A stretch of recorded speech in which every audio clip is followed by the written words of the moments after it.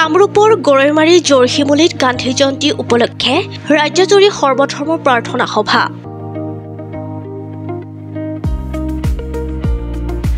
আজি 2 অক্টোবৰ জাতিৰ পিতা মহামানৱ মহাত্মা গান্ধীৰ জন্মদিনৰ লগত সংগতি ৰাখি গান্ধী জয়ন্তী পালন কৰা হয়।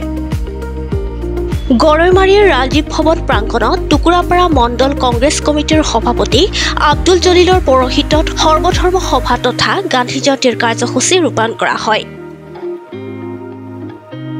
এই উৎসৱ অসম প্ৰদেশ কংগ্ৰেছ কমিটিৰ নীতি নিৰ্দেশনাত সমগ্ৰ অসমৰ প্ৰত্যেকটো মণ্ডলত এই সভা অনুষ্ঠিত হৈছে আৰু আমি আজি চমৰীয়া সমষ্টিৰ নৱগঠিত চমৰীয়া সমষ্টিৰ টুকুৰাপাৰা মণ্ডলত আমি উপস্থিত আছো আৰু এটা আমি আহ্বান জনাইছো নৱপ্ৰজন্মলৈ।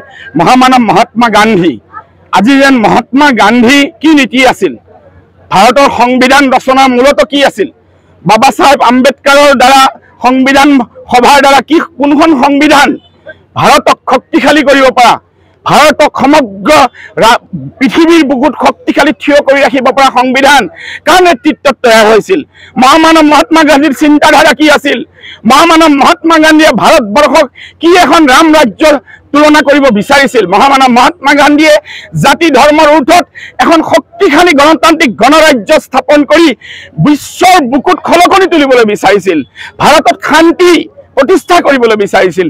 সেইজন মহাত্মা গান্ধীৰ আদৰ্শ আজি কিছুমানে পাহৰি যাবলৈ ধৰিছে।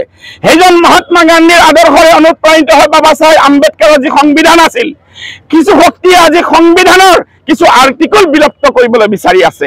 আজি মহামানৱ মহাত্মা গান্ধীৰ নতুন প্ৰজন্মই চিন্তা কৰাৰ সময় আহিছে আৰু তাকে সৰুগত কৰি অসম প্ৰদেশ কংগ্ৰেছ কমিটিৰ নেতৃত্বত সমগ্ৰ অসমত প্ৰত্যেকটো মণ্ডলত সভা হৈছে। আজি আমাৰ ইয়াত সভা হৈছে আৰু আপোনালোকলৈ ইলেক্ট্ৰনিক মিডিয়া, প্ৰিণ্ট মিডিয়ালৈ মই বহুত ধন্যবাদ জনাইছো। আজি সম্প্ৰচাৰৰ কাৰণে আপোনালোকে আহিছে।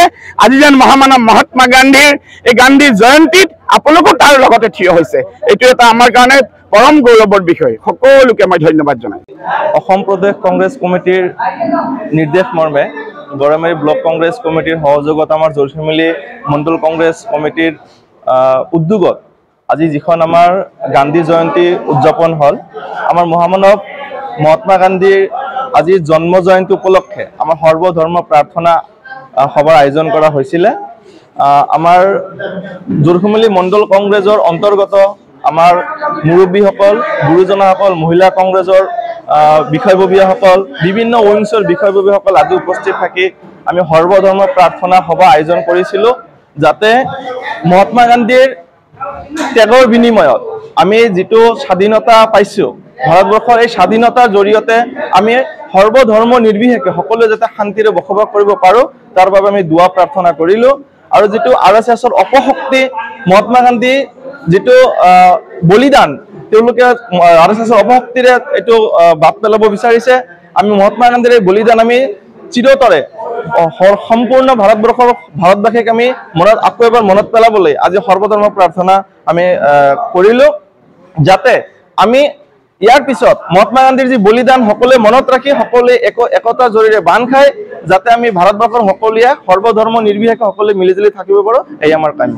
তো প্ৰত্যেকে জানেই, আপোনালোকেও জানে যে আজি আমাৰ মহামানৱ মহাত্মা গান্ধীৰ জন্ম দিৱস আৰু এই জন্ম দিৱস উপলক্ষে আমাৰ অসম প্ৰদেশ কংগ্ৰেছ কমিটিৰ সভাপতি সন্মানীয় ভূপেন কুমাৰ দেৱ ডাঙৰীয়াৰ নিৰ্দেশ মৰ্মে আজি আমাক সৰ্বধৰ্ম প্ৰাৰ্থনা সভা আয়োজন কৰিব দিছিলে। সেইমতে আমি জৰশিমুলি মণ্ডল কংগ্ৰেছৰ ফালৰ পৰা আমাৰ কংগ্ৰেছ দলৰ জ্যেষ্ঠ মুৰব্বী, আমাৰ ব্লক কংগ্ৰেছৰ কিছু বিষয়ববীয়া, আমাৰ জিলা কংগ্ৰেছৰ কিছু সদস্য আছে, আমাৰ মহিলা কংগ্ৰেছ আছে, আমাৰ NSY আছে, তাৰপিছত আমাৰ প্ৰত্যেকটো ভোট কমিটি আছে, গোটেইখিনি লগত লৈ পেলাই আজি আমি অসম প্ৰদেশ কংগ্ৰেছ কমিটিৰ সভাপতিৰ নিৰ্দেশ পালন কৰি আজি আমি গান্ধী জয়ন্তী দিৱস পালন কৰিলোঁ। আমি ধৰ্মীয় প্ৰাৰ্থনাও আমি জনাইছোঁ।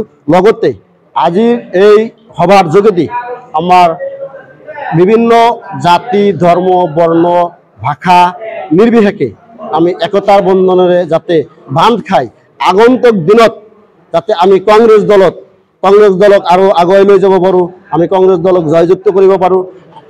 নাথুৰাম গডছৰ বা RSSৰ যিটো অপশক্তি, এই অপশক্তিক আমি আমাৰ ভাতৃত্ববোধৰ জৰিয়তে আমি আঁকোৱালি লৈ ৰাহুল গান্ধীৰ ডাঙৰীয়াৰ কোৱা মতে যে আমি বন্ধুত্বৰে মানুহৰ মন জয় কৰিম, আমি ভাল পোৱাৰে মানুহৰ মন জয় কৰিম আৰু হিংসাক আমি দমন কৰিম। জানে আজি আমাৰ এইখন ভাৰতবৰ্ষৰ সকলো ধৰ্ম বৰ্ণ নিৰ্বিশেষে সকলো জনগোষ্ঠীৰ আমি পিতৃ হিচাপে তেখেতক আমি পৰিলক্ষিত কৰোঁ, তেখেতক আমাৰ জাতিৰ পিতা হিচাপে তেখেতক আমি মানো। তেখেত আমাৰ মহামানৱ মহাত্মা গান্ধী, আজি তেখেতৰ জন্মদিন উপলক্ষে আমাৰ অসম প্ৰদেশ কংগ্ৰেছ কমিটিৰ নিৰ্দেশ মৰ্মে আমাৰ 1 নং জৰিমুলি মণ্ডল কংগ্ৰেছ কমিটিৰ সহযোগত আজি তেখেতৰ জন্মদিৱস পালন কৰি আছোঁ। আজি এই চেগতে মোৰ এটা কথা মনত পৰিছে, তেখেতে আমাৰ জাতিৰ পিতা মহাত্মা গান্ধী তেখেতে এটা বাণী দিছিল যে অহিংসাই পৰম ধৰ্ম। আজি আমাৰ এইখন অসমত যি পৰিস্থিতি, এই আমাৰ অসমৰ মুখ্যমন্ত্ৰী হিমন্ত বিশ্ব শৰ্মা ডাঙৰীয়া যি পৰিৱেশ লৈ ঠেলি দিবলৈ চেষ্টা কৰি আছে, এটা বিশেষ সম্প্ৰদায় বুলি মিয়া বুলি তুচ্ছ-তাচ্ছিল্য কৰি আছে, মিয়াক এটা জনগোষ্ঠীত মানে তেখেতে গালি গালাজ পাৰি আছে, যেনেকুৱা দুৰ্ব্যৱহাৰ কৰি আছে। আজি সেই বাণীখন মোৰ বৰকৈ মনত পৰিছে যে অহিংসাই পৰম ধৰ্ম।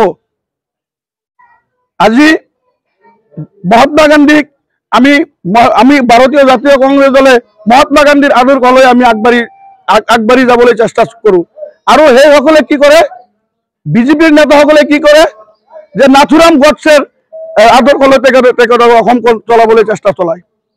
গতিকে আমি গান্ধীৰ আদৰ্শ লৈ আমি দল কৰি আছোঁ, মহাত্মা গান্ধীৰ আদৰ্শ লৈ আমি দল কৰি আছোঁ।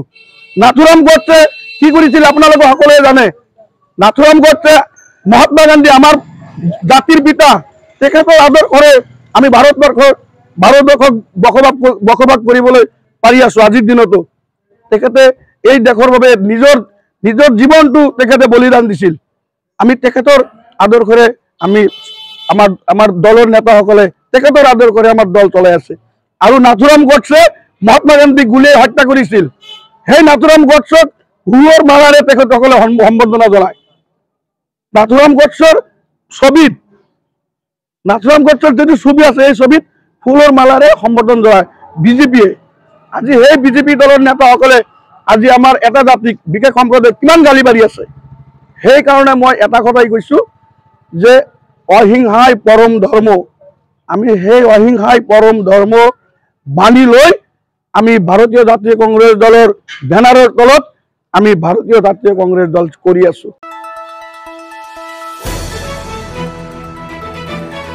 দ্য নিউজলেণ্ডছ, অবিৰত তথ্যানুসন্ধান, আপোনাৰ সেৱাত খবৰ সন্ধান। দ্য নিউজলেণ্ড।